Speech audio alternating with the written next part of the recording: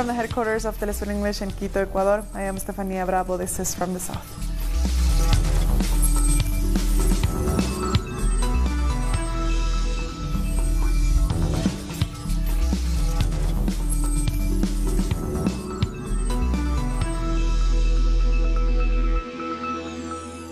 Social movements have taken the streets of several Brazilian cities to protest against the government's new pension reform proposal. They believe this reform is an attack to workers and it opens a path for privatization. If approved, the reform will establish a new minimum age for retirement, a condition that currently does not exist in Brazil. The government of Jair Bolsonaro has argued that the reform will save the country money in the long term. Our correspondent in Sao Paulo, Brian Mir, was at the demonstration and has the latest. I'm standing on one of the most important thoroughfares in the city of Sao Paulo, Avenida Paulista, in the heart of its business district, where labor unions have shut it down during rush hour in a demand to halt far-right-wing President Jair Bolsonaro's ultra-neoliberal retirement reform plan, which would cut benefits in half for the poor. It would turn management of the program over to the financial sector, to financial speculation. And as Bolsonaro's coalition begins to implode due to corruption scandal after corruption scandal involving paramilitary militias in Rio de Janeiro, money laundering, campaign financing fraud, the momentum is building to halt this measure. So tonight, the Brazilian people have come out across the country to say no. On Thursday, former Brazilian President Michel Temer was arrested as part of a corruption case. While many rejoice at justice being served, others wonder if Temer's arrest is a smokescreen meant to restore the image of the embattled Lava Jato investigation.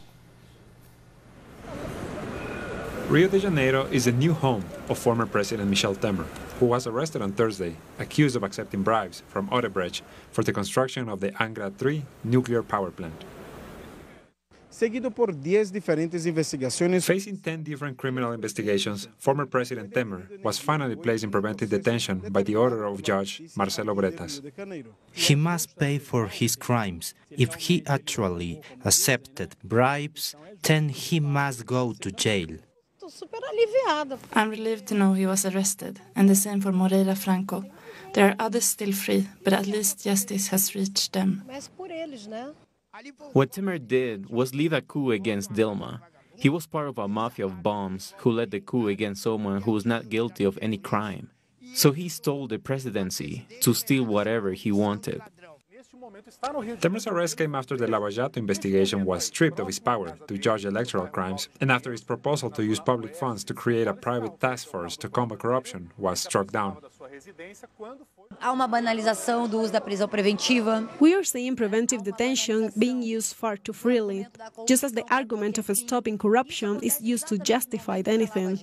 And this happens as the Java-Lato investigation suffered serious setbacks, because it has become clearer that this operation is linked to foreign interest and does not serve Brazilian interest.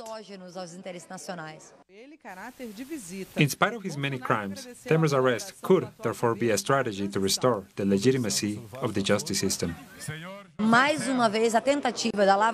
It almost seems as if the Java-Lato investigation is making a big spectacle of arrests like this, in this case going after a group from the right as opposed to the left, which has been the priority so far.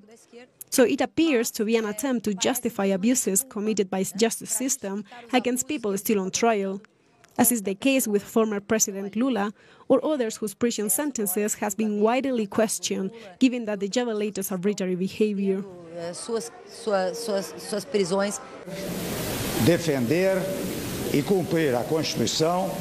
The authorities say that since 1980, Temer has been in illegal payoffs amounting to nearly $500 million. Nonetheless, his arrest, 40 years later, comes at a time when President Jair Bolsonaro's approval rating continues to drop, when Congress is set to discuss a controversial pension reform, and days before a new trial could possibly free Luis Inácio Lula da Silva. So, are all of these coincidences, or a carefully thought-out plan by Brazil's legal system? The government of the Valle del Cauca in Colombia will investigate an explosion which left 9 dead in the indigenous reserve of Dagua. Governor Dilian Toro announced the creation of a security council to analyze the incident. Authorities also announced they will take the appropriate measures to guarantee order during a mobilization by indigenous organizations on Sunday. Also in southwest Colombia, the social protest called by the Minga, held by indigenous Afro-Colombian and Campesino communities, continues. After 12 days of protest, representatives of the government in Bogotá have arrived to meet with the Minga's leaders. The leaders are demanding that the government adhere to the more than 1,000 agreements signed since 1991, which have gone unfulfilled. However, they also want President Iván Duque to come to Cauca to meet them. Our correspondent Tatiana Portela is at the protest in Cauca and has more on the current situation. We are here at one of the sites of the social Minga, or community protest, which has been taking place in the department of Cacao for the last 12 days. This morning, there has been a meeting between the Interior Minister, Patricia Gutierrez, and the indigenous Afro-Colombian and Campesino representatives who are leading the Minga. We are expecting 2 working groups to be set up. One to develop the security measures needed for President Iván Duque to come here in the next few days. The other will examine the extreme repression which these communities have been subjected to during this protest.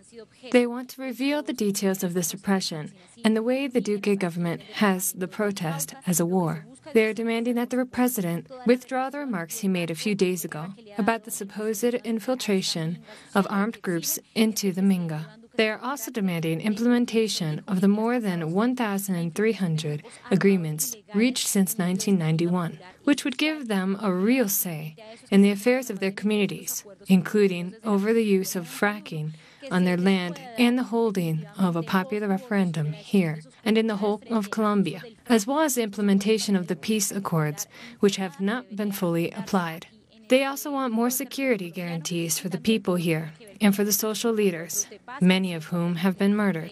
Finally, we should say that this social Minga is planning to spread its activities to other departments like Nariño, Cali, and Quindío in the south of Colombia. They say there will be more big protests on Sunday if they don't reach an agreement with President Iván Duque.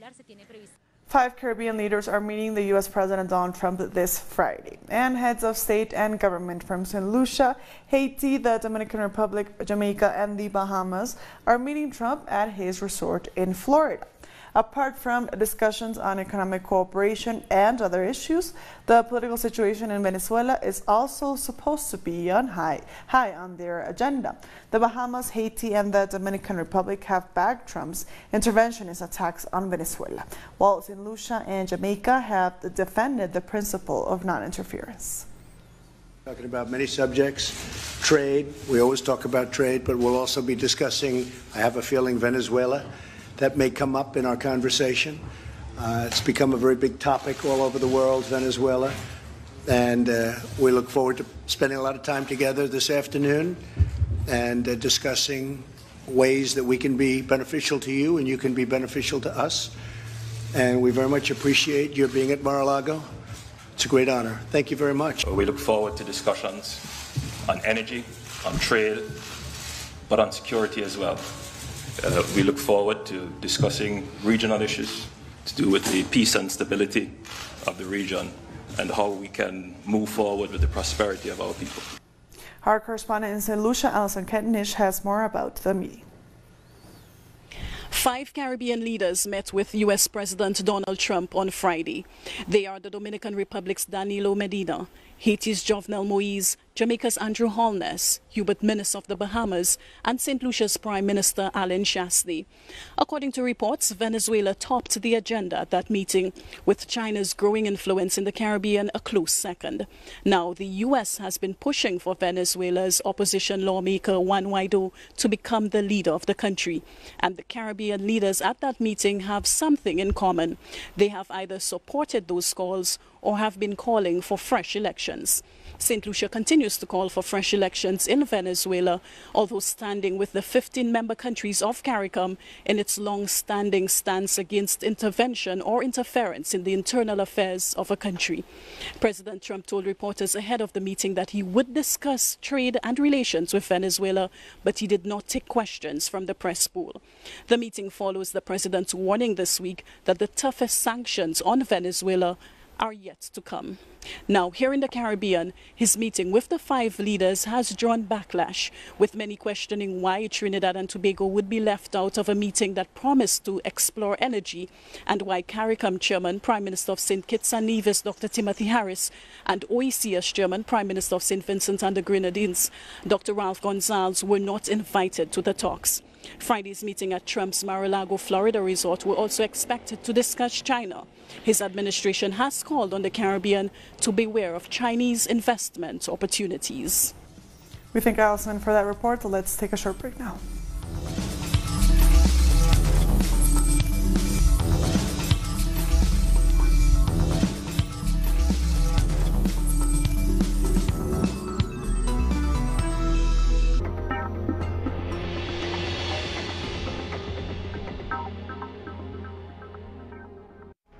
Pakistani journalist Tariq Ali examines the mass media influence promoted by imperialism.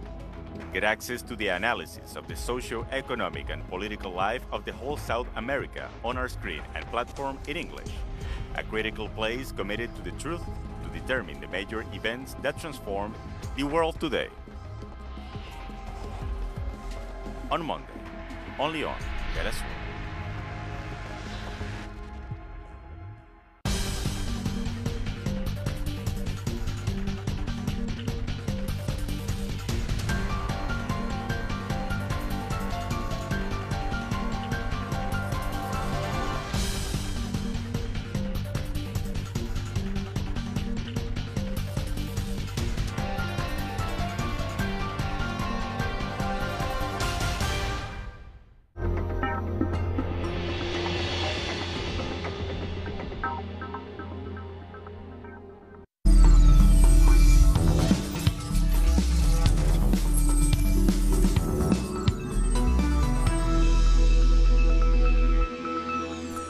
Welcome back. Leaders of 7 Latin American countries have gathered in the capital of Chile looking to create a new regional bloc called Prosur.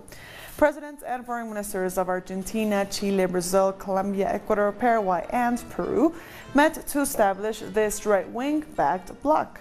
This meeting was led by the Chilean and Colombian presidents Sebastián Piñera and Iván Duque. Social organizations in Chile had already announced protests against the summit. And among the protesters, victims of Pinochet dictatorship are demonstrating outside the presidential house to denounce the summit, which is backed by far-right groups. The initiative aims to roll back workers' rights in favor of businesses. Demonstrators also say that Prosur seeks to break up social movements. Venezuelan Foreign Minister Jorge Arreaza received members of the EU International Contact Group. During the meeting, Arreaza said that despite ideological differences with some countries in the region, the government is ready to hold dialogues without conditions, as long as there is respect for the domestic affairs of the country. This was the 3rd meeting between delegates of this contact group and the Venezuelan government. At the same time, Arreaza is responding on Twitter after officials in Washington once again said all options are on the table when it comes to the situation in Venezuela. Arreaza said, quote, "They lie. Neither diplomacy nor dialogue nor respect for international law and the Venezuelan Constitution are on this famous table." Moving on, in Argentina, the use of public services like gas and electricity has decreased by 4.5% compared to last month, and many are blaming price increases for the drop. We have more in this report. Experts, lawmakers, and consultants say the Argentinian economy is in decline. This as data shows that the consumption of public services has dropped. The permanent increase in the rates for electricity, gas, and water has driven costs higher and higher. so people go into debt, and we have the problem of the entire families in debt. Everyone owes money. There's a general collapse in the economic variables, and the government does not seem to be taking this into account. And the situation keeps getting worse, with new tariff increases in April and May. The current economic model leaves 20 million people outside the system, in poverty and in permanent debt. And with regard to the fall in the consumption of services, what's notable is the dramatic decrease over the last few years. We're living in a situation where people are unable to cope. Around 80,000 people have had to stop using gas. The situation is really going backwards. Purchasing power is decreasing due to tax increases. Public services are so expensive that families have had to reorganize all their purchasing plans. The situation is also hitting other production sectors. The demand for public services such as electricity, gas and water dropped 5.4% in December 2018 compared to the previous month. This is the fifth time in a row that demand for public services has decreased, and it has had a great impact on small businesses and society. These numbers are linked to destructive behavior in the private sector, which has decided to transfer all those rate increases to the people. That causes a general rise in prices, which dramatically deteriorates the living standards of a significant part of the population. Almost 70% of the people are cutting costs.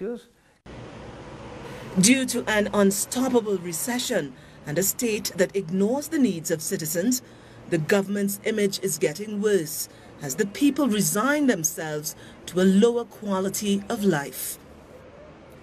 Ecuador's government has published a letter it signed with the IMF outlining a list of economic adjustments imposed on the country.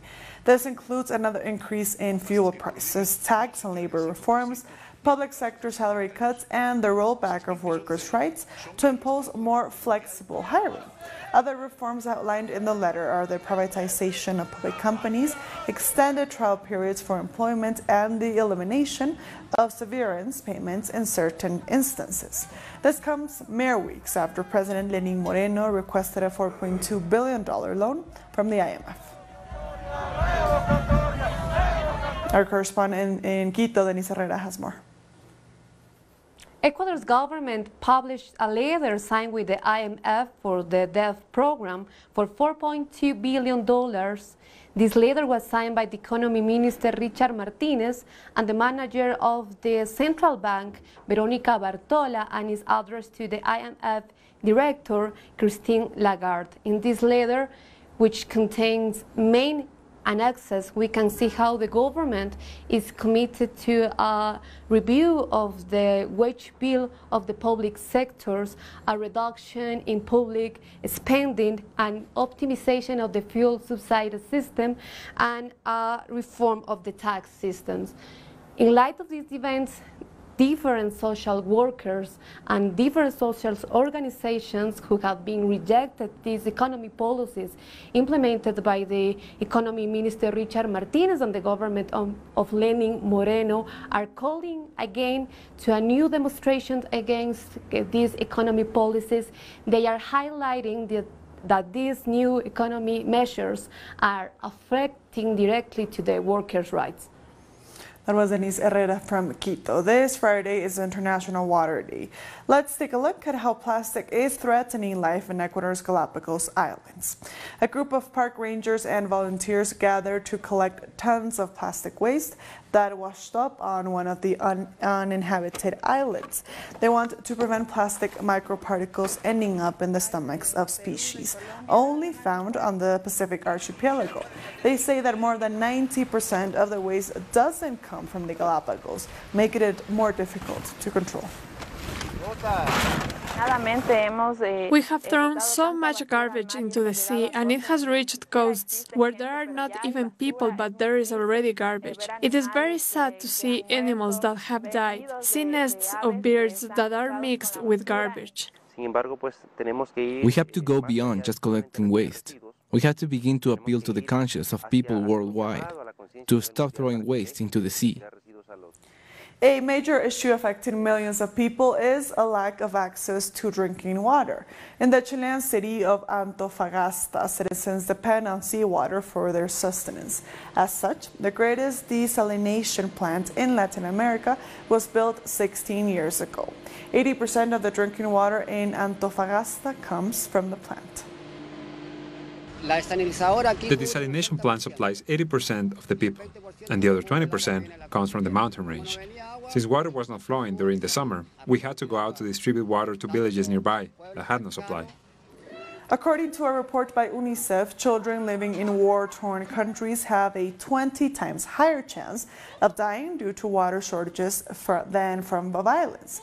Children are more vulnerable than adults to diarrhea due to the lack of clean drinking water. The difficulty of accessing water also leaves children exposed to sexual violence, in particular girls, since in many regions they are normally the ones who go out and look for water. The UNICEF report says more than 80,000 minors under 15 years old have died due to water-related issues in war-torn countries between 2014 and 2016. In Brazil, the movement of those affected by dams or MAB, says leader Dilma Ferreira Silva, has been assassinated. Silva was regional coordinator of the movement in Tucurupa. She was reportedly murdered along with her husband and several activists.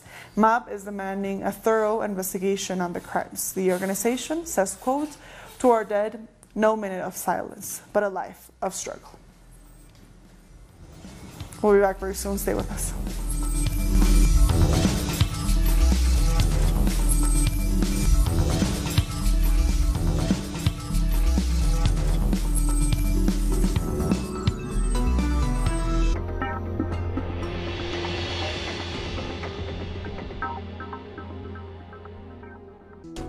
The life is full of moments. Moments of fight. Moments of hope. Moments that transcend. Moments that you can live in.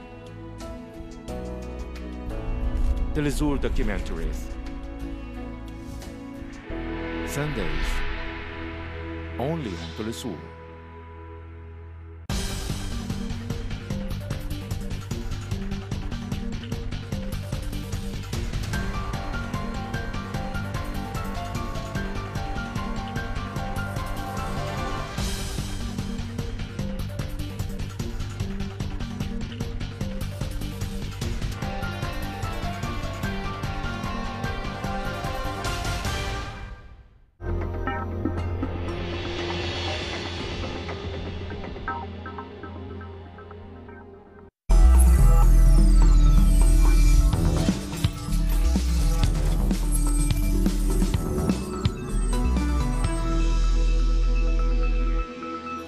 Welcome back. Israeli forces have killed 2 Palestinians and wounded 55 others, taking part in weekly protests along the fortified Israel-Gaza border.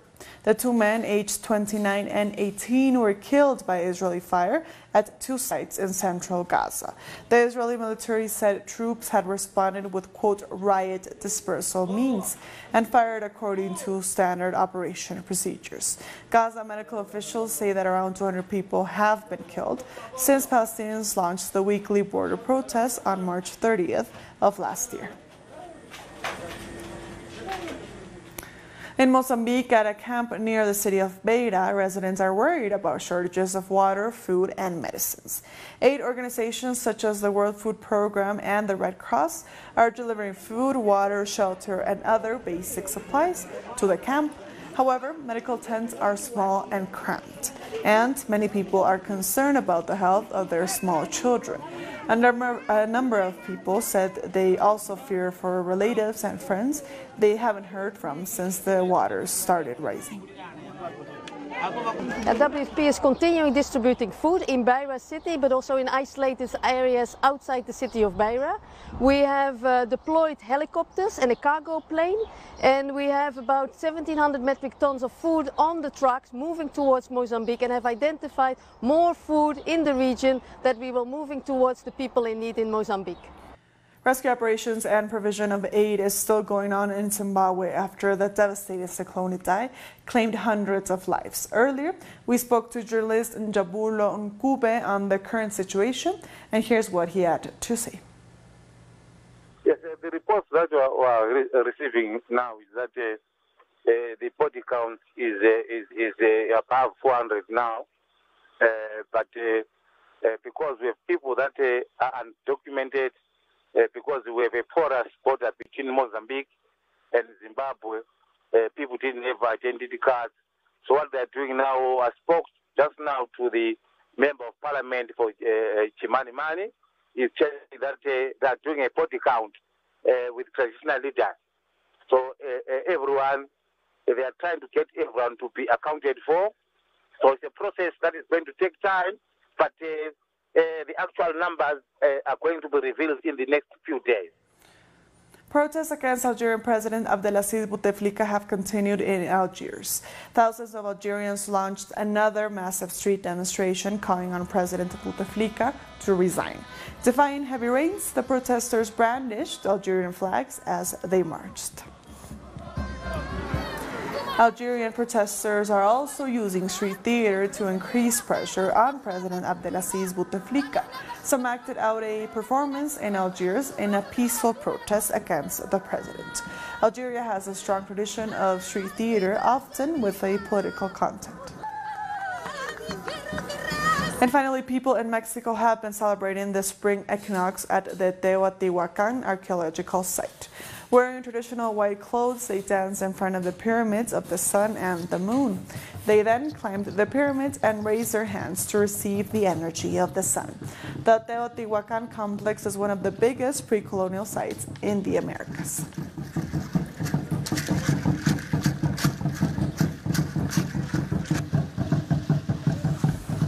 And with that, we've come to the end of this news brief. These and other stories, as always, find them on our website at telesurenglish.net. And also join us on social media. We are on Facebook, on Twitter, and on Instagram. For Telesur English, I am Estefania Bravo. Thank you for watching.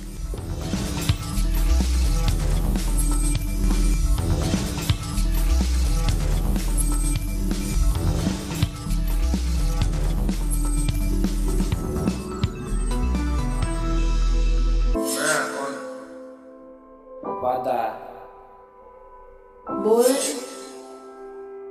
미즈, 해로